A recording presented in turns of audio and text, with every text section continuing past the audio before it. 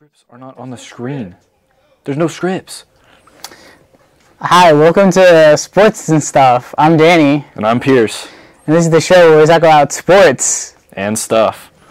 Today we're going to be going over many interesting sports topics and news, right, Pierce? We sure are. We sure are, man. We sure are. We're going over golf, which is one of the most loved sports in the world. Yes, we got golf. We have rugby. We got WrestleMania coming up. MMA. And golf. Of course, golf. And let's go to break.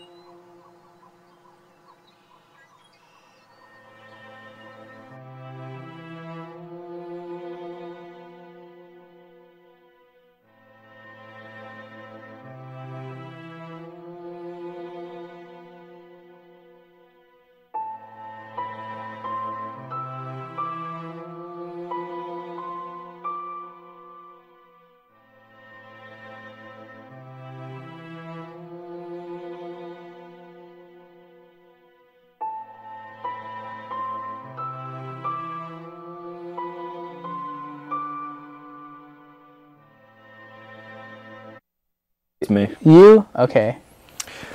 Recently, the Rockies have signed outfielder Charlie Blackmon to a 6-year contract, including 2 player options, which could keep him with the club through the 2023 season. Blackmon, 31, won the National League batting title in 2017 en route to claiming his second consecutive Silver Slugger award. The 5th place finisher in National League MVP voting hit a career-high .331 last season while also setting personal best in games, 159, hits, 213, runs, 137, triples, 14, home runs, 37, 12 bases, total bases, 387, and RBIs, 104. His 103 RBIs and 383 total bases from the leadoff position were both major league records, while his 213 hits were the 4th most in franchise history for a single season. Blackmon also became one of the 7 players, 8 times, in MLB history to record at least 135 runs, 213 hits, 35 doubles, 14 triples, 35 home runs, and 100 RBI in a single season. Joining Stan Musial, Joe DiMaggio, Chuck Klein, Al Simmons, Louis Gehrig, and Rogers Hornsby. Originally drafted by the Rockies in the 2nd round of the 2008 first-year player draft, the Georgia Tech graduate has a career batting average of .305 with 488 runs, 156 doubles, 33 triples, 115 home runs, 361 RBIs, 202 walks, 522 strikeouts, and 115 stolen bases. Across parts of 8 seasons with Colorado, from 2011 to 2018. A 2-time All-Star with the Rockies, 2014 and 2017, including a selection as the National League starting center fielder in the 2017 All-Star Game in Miami. Blackmon ranks 3rd in franchise history in stolen bases, 4th in batting average, minimum of 3,000 plate appearances, 6th in triples, 7th in runs scored and hits, 10th in games played, which he's played 769 games, 11th in doubles, tied for 11th in home runs and 12th in RBIs. The right thing to do is at that point in time. Sounds like good advice to me. I agree, Danny. In the Black River Valley Shuffleboard League, the Hillbilly Inn, a team won 86-34 with 2,305 points. Close behind them, Chess. Maxim Vachier-Lagrave today joined Nikita Vitov in the lead of the Grand Chess Classic in Karlsruhe. The Frenchman beat Ho Yifan with the black pieces. The big news was 13-year-old Vincent Keimer of Germany winning the Super Strong Grank Open with an 8-9 score. The last day of chess in Karlsruhe saw MVL reaching +2 and a shared first place, and Caruana winning his first game versus Meyer. After starting with 2 draws during the one and only rest day, tomorrow everyone will move to Baden-Baden for the remainder. Everyone except for the more than 1,000 amateurs who played in the Open tournament that took place over the weekend in the same playing hall, which finished today. Candidates winner Fabiano Caruana beat Georg Meyer with the black pieces from an exchange Rui Lopez, about as rare as the French advance these days. Black never castled and got attacking chances right out of the opening, but his win could have been smoother. The other win of the day was scored by Maxime Vachier-Lagrave, who outplayed Hu Yifan with the black pieces from a double-double. Fanchetto 10QC3 looked a bit odd, but Aronian had used the same maneuver, queen goes to e1, to get a promising position against MVL last year at the Leuven Grand Chess Tour. Vachier-Lagrave improved upon that game, obviously, but things remained about equal. If anyone was better, it was White, and MVL said, "I thought I was out of problems, but she turned out to pose more and more." It was equal when Au blundered a double attack on move 33, and it was basically over right away.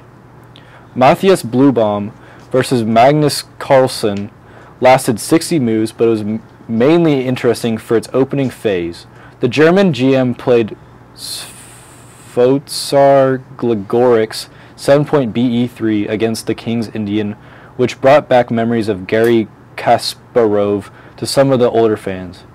But the modern 10-point BF2 was played instead, which Carlsen himself had used 6 years ago to beat Alexander Grischuk in today's game.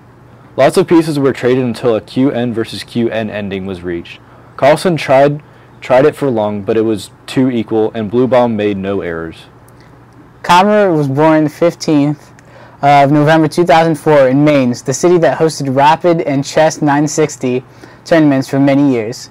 The main organizer of these tournaments, Hans-Walter Schmidt, is now Kamer's manager, and the boy is also sponsored by Grenke. Leko was over the moon about the success of his pupil, who finished ahead of more than 50 grandmasters. He said, "I'm unable to think now. I'm just so happy for Vincent Keimer, and so pleasantly shocked. To make 8 out of 9 in this Open is just unbelievable." And now we will transition to break.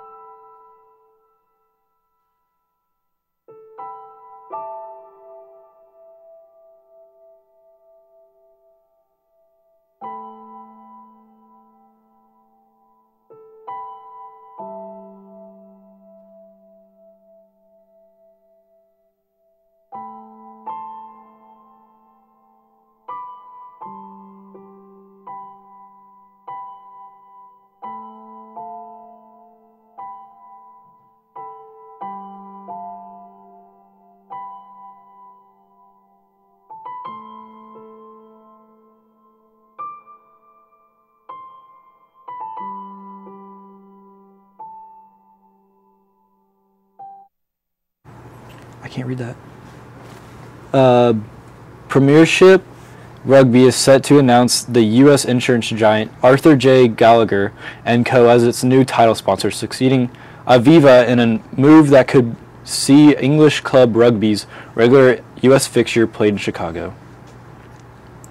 That game is set to be played on April 6, 2019, and 3 U.S. sources said will likely be between Harlequins and Sale.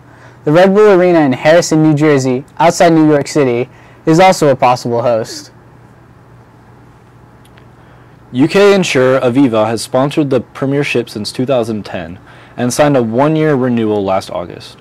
The U.S. sources said Gallagher will succeed in it. The firm has a large UK operation and a partnership with Wasps and has worked with Rugby League in Australia.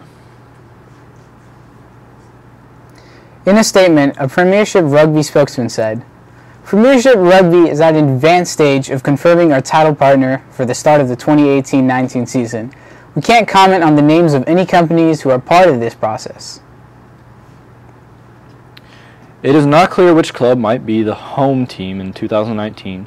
Harlequins have links in the U.S., which coaching operations in California, and having invested in Rugby International Marketing, an offshoot of USA Rugby that will stage Wales versus South Africa in Washington, D.C. in June. A club source said that the team's participation in 2019 fixture had not yet been confirmed. The Premiership staged its first U.S. game in March 2016. An official crowd of 14,811 watched London Irish, the home team at the Red Bull, lose 26-16 to Saccharins. In September 2017, a crowd of 6,721 went, and they got Premiership Rugby increased grassroots outreach. A group of American players and coaches visited the UK and returned last month. The Newcastle Saccharins game was the first in a 4-year deal with AEG. The 2019 fixture is set again for Saturday, the day when U.S. school, college, and club rugby teams play competitive games. An April game would not clash with NFL or college football, another issue which may have affected attendance last time out. And now for another break.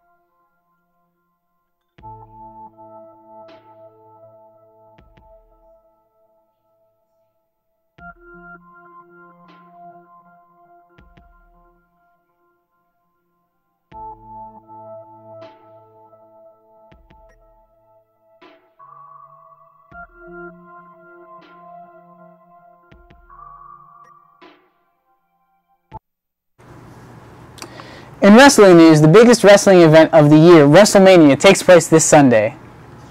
With its current card, it's shaping up to be one of the best in years.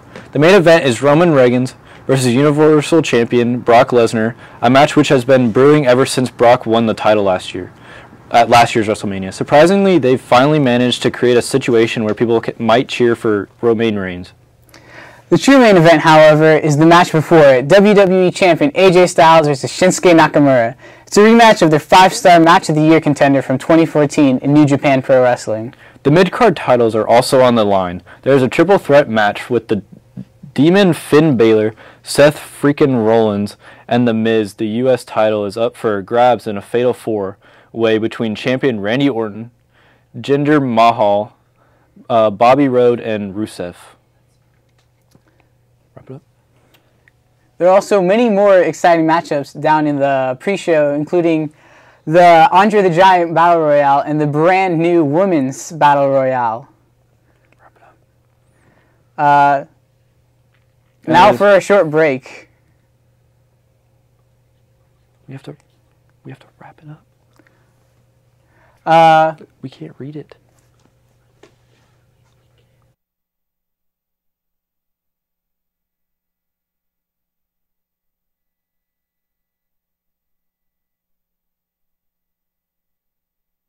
Yes, that was a very good unexpected match. by some.